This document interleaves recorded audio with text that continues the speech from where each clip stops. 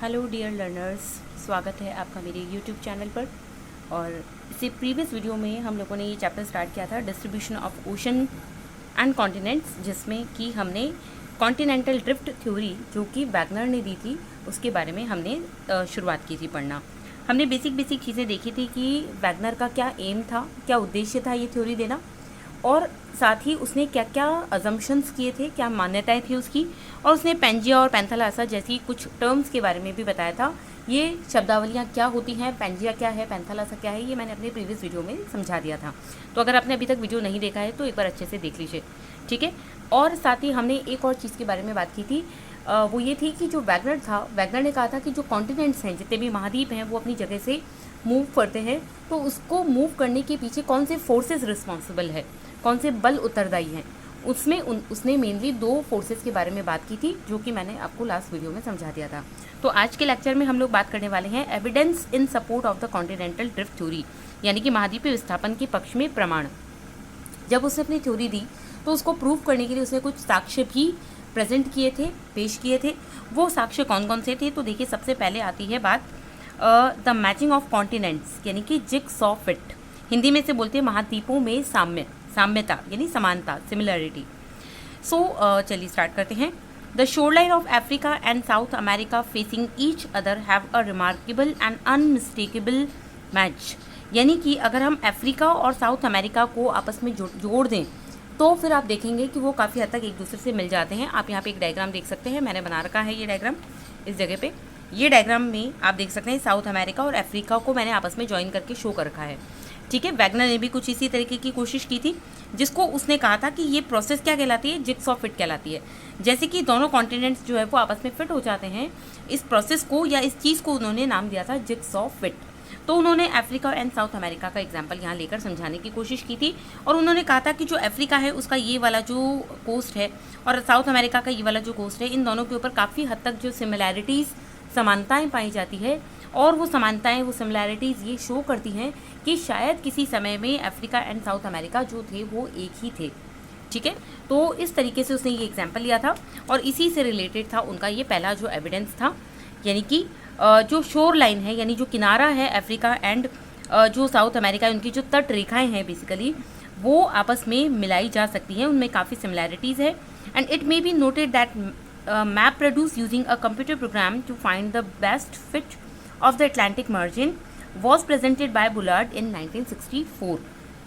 और यहाँ पर इम्पॉर्टेंट चीज़ ये भी है कि बुलार्ड नाम के एक जो व्यक्ति थे, उन्होंने 1964 में क्या किया था, उन्होंने 1964 में जो है एक कंप्यूटर प्रोग्राम की सहायता से, कंप्यूटर प्रोग्राम की हेल्प से उन्होंने अटलांटिक जो कोस्ट थे दोनों के दोनों, यानी कि ये जो मैं बात कर रही हूँ आपको साउथ अमेरिका एंड जो नॉर्थ अमेरिका है, उनके जो किनारे हैं, साउथ अमेरिका और जो अफ्रीका है उसके जो किनारे हैं, जो दोनों आपस में जोड़ी जा सकते हैं, उनको आपस में जोड़कर और एक मैप बनाने की कोशिश उसने की थी। किसने? बुलार्ड ने की थी 1964 में। And it proved to be quite perfect. और उसने देखा कि ये जो जब जॉइन उसने किया इन दोनों को, तो काफ़ी हद तक ये आराम से मैच हो रहा था। तो the match was tried at 1000 fathom line instead of the present shore line. But जो ये सिमिलैरिटी उसने बिठाने की कोशिश की थी, उसके लिए उसने क्या किया था कि आज की जो कोस्ट लाइन है इन दोनों कॉन्टिनेंट्स के बीच में, उसके बजाय उसने 1000 फैथम की एक जो गहराई की जो लाइन होती है, जो कोस्ट लाइन होती है, जहाँ पे गहराई शुरू हो जाती है 1000 फैथम की, उस वाली लाइन से इसने इनको ज्वाइन करने की कोशिश की थी, ठीक है। तो पहला तो साक्ष्य क्या हो गया, द मैचिंग ऑफ कॉन्टिनेंट्स यानी जिग्सॉ फिट।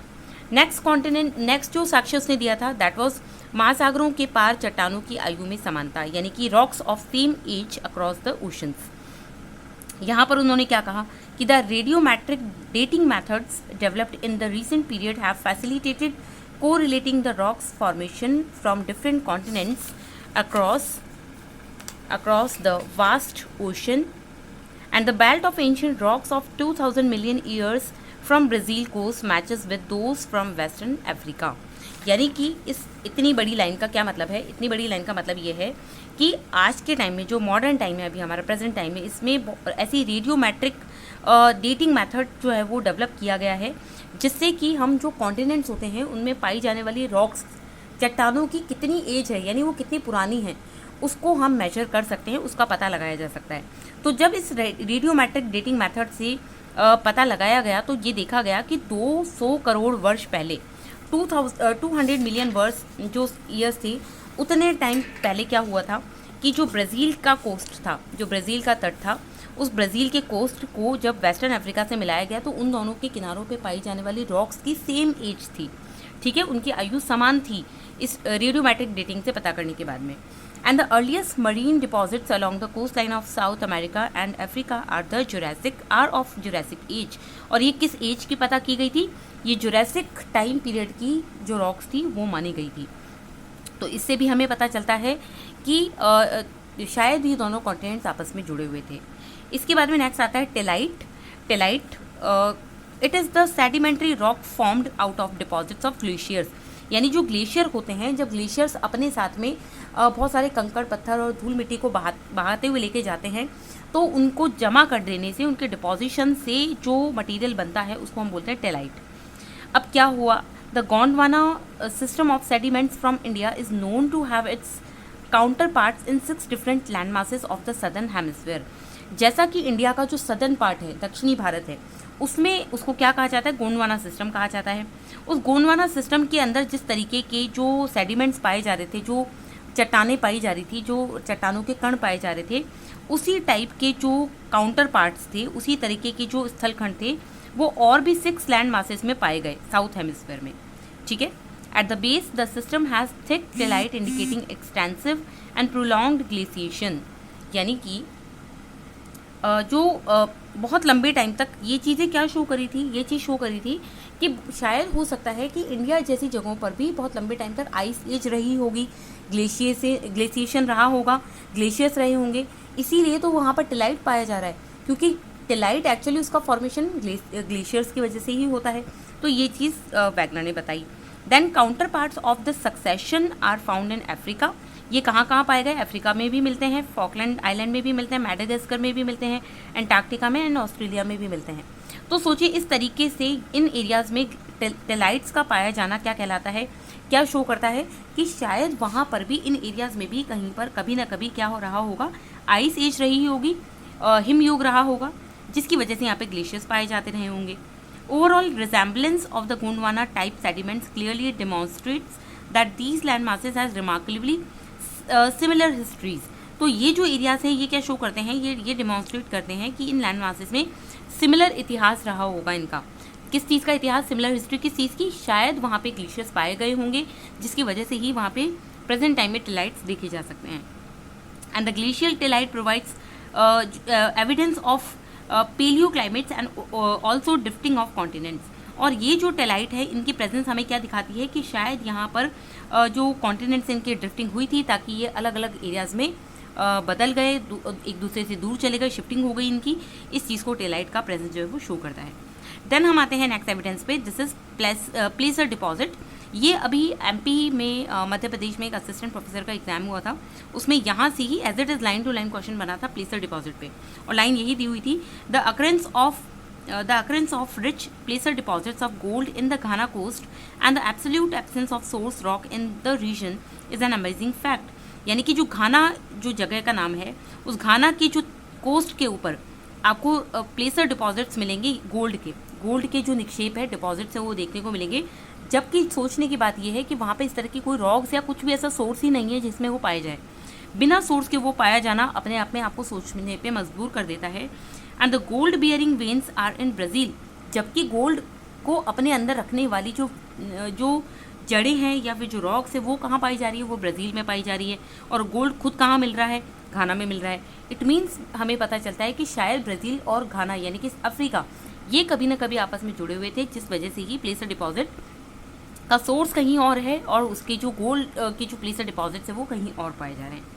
देन आता है last distribution of fossils. Distribution of fossils यानी कि जो जीवाश्म थे उनका जो वितरण था, वो उन जीवाश्मों के वितरण के बारे में भी इन्होंने जो है आगे बताया था। इसके बारे में हम देखते हैं। When identical species of plants and animals adapted to living on land or in fresh water are found on either side of the marine barriers, a problem arises regarding accounting for such distribution. यानी कि अगर आप बीच में ocean आ जाता है और उसके दोनों किनारों पे, ओशन के दोनों किनारों पे जो लैंड पाया जाता है उस पे पाए जाने वाले प्लांट्स के, उनके उसमें पाए जाने वाले जो एनिमल्स हैं उनके नेचर के बारे में अगर आप एनालिसिस करेंगे तो आप उसमें काफ़ी सारी सिमिलैरिटीज़ पाएंगे। आपको समझ में आएगा कि एक जैसी स्पीशीज़ दोनों किनारों पे पाई जा रही है। और साथ में तो अब आपको डाउट होगा कि भाई ये दोनों कॉन्टिनेंट्स तो अलग अलग है, डिफरेंट है, आपस में कनेक्टेड नहीं है, तो फिर ये same kind of plant, same kind of species of animals कैसे पाई जा रही है। तो यहाँ पर क्वेश्चन आ जाता है। इसके बाद में क्या हुआ कि the observation that lemurs occur in India, Madagascar and Africa led some to consider a contiguous landmass Lemuria linking these 3 land masses. अब इसके बाद में क्या हुआ, जब आगे और ऑब्जर्वेशन किया गया तो देखा गया कि जो लैमूर जो है वो लैमूर कुछ एनिमल्स या कुछ ऐसे स्पीशीज़ का नाम है। तो लैमूर जो थे वो इंडिया में भी पाए जा रहे हैं, ठीक है, मैडागास्कर जो है उसमें पाए जा रहे हैं, अफ्रीका में भी पाए जा रहे हैं। तो ये कहा जा सकता है कि इन तीनों एरियाज़ को जोड़कर लैमूरिया नाम का एक पूरा का पूरा लैंड मास ही बताया जा सकता है कि हो सकता है लैमूरिया नाम का कोई अपने आप में एक लैंड मास हो जहाँ पे लैमूर्स जो है वो पाए जा रहे हैं। And Mesosaurus was a small reptile adapted to shallow brackish water. इसके अलावा मैसोसरस नाम के भी छोटे छोटे जो रेप्टाइल्स होते हैं, रेंगने वाले जो जीव होते हैं ना, जैसे स्नेक होता है, वैसे उस तरीके के जो जीव थे, जो एनिमल्स रेप्टाइल्स थे, वो केवल और केवल कहाँ पाए जा सकते थे, वो पाए जा सकते थे केवल जो शैलो वाटर होता है, यानी कम गहरा जो पानी होता है, खारा पानी होता है, वो केवल वहाँ पाए जा सकते थे। बट इनका जो स्केलेटन था, इनकी जो अस्थियाँ थी, वो कहाँ मिली, 2 लोकेलिटीज़ में मिली, 2 एरियाज़ में मिली। कौन कौन से, the southern Cape province and of South Africa and Iraver जो फॉर्मेशन था ब्राज़ील का, उसमें, यानी कि साउथ अफ्रीका के अंदर और ब्राज़ील में इनकी प्रेजेंस पाई गई, ठीक है। जबकि ये पाए कहाँ जाते थे, शैलो ब्रिकिश वाटर में, यानी छिछले कम गहरे और खारे पानी के अंदर। The 2 localities are presently 4800 kilometre apart with an ocean in between them. जबकि ये दोनों जो लोकेलिटीज़ है जहाँ पर इनकी प्रेजेंस पाई जा रही है, ये वाटर के सोर्स से 4800 किलोमीटर दूर है। अब आप इमेजिन कर सकते हैं कि जब ये पानी से इतनी दूर है तो फिर यहाँ पे इनकी प्रेजेंस कैसे पाई जा रही है। इट मीन्स किसी समय में ये आपस में जुड़े हुए होंगे, इसीलिए इनकी प्रेजेंस वहाँ पाई जा रही है। तो इस तरीके से कुल जो एविडेंसेस जो है वैगनर ने दी है अपनी थ्योरी को प्रूव करने के लिए। आपको इन एविडेंसेस को अच्छे से पढ़ना है, क्योंकि एनसीईआरटी आजकल लाइन टू लाइन क्वेश्चंस पूछ रही है। मैंने आपको बता दिया ना, प्लेसर डिपॉजिट का जो क्वेश्चन है, अभी एमपी असिस्टेंट का प्रोफेसर का भी ही रिसेंटली पेपर हुआ है, उसमें लाइन टू लाइन क्वेश्चन पूछा है। तो एनसीईआरटी कितनी इंपॉर्टेंट है ये आप समझ ही गए होंगे अब तक, क्योंकि क्वेश्चंस डायरेक्टली आ रहे हैं। तो अच्छे से रिवाइज़ करते रहिए और अपनी जो स्टडी है उसको कंटिन्यू रखिए, हर दिन पढ़ते रहिए, कोई ब्रेक नहीं आना चाहिए बीच में, ताकि जो है स्टडी का सिस्टम मेंटेन रहे। तो हम लोग मिलते हैं अपने नेक्स्ट वीडियो में, तब तक के लिए थैंक यू।